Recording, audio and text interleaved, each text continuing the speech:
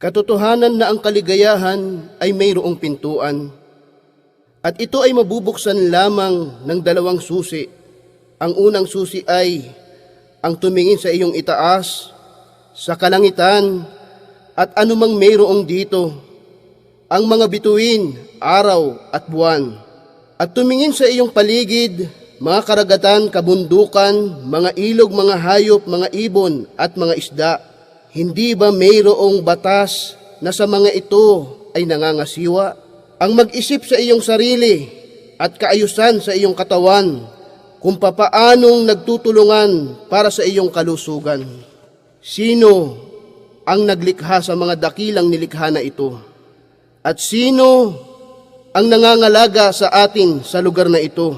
Meron na bang umangkin na siya ang naglikha ng mga ito? Katotohanan na may isang dakilang naglikha sa mga ito at tunay na may kakayahan ang maawain. Katotohanan na ang unang susi ay nasa iyong kamay kung ikaw ay mapapanatag lamang sa tunay na Diyos at sa Kanya ay sasamba.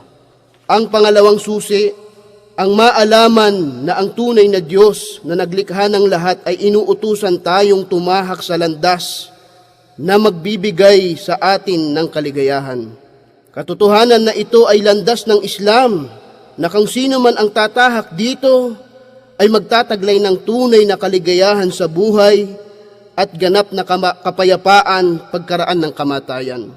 Ang Islam ay reliyon ng kapayapaan at kapanatagan. Ang Muslim ay nabubuhay ng mapayapa kasama ang kanyang tagapaglikha sapagkat siya ay naging masunurin sa Kanya at dahil dito kapayapaan pagkaraan ng kamatayan. Ang Muslim ay nabubuhay ng mapayapa sa kanyang sarili sapagkat ang kanyang puso ay nakilala ang kanyang tagapaglikha. Ang Muslim ay nabubuhay sa kapayapaan kapiling ng mga tao sapagkat siya ay nakikitungo ng may katapatan.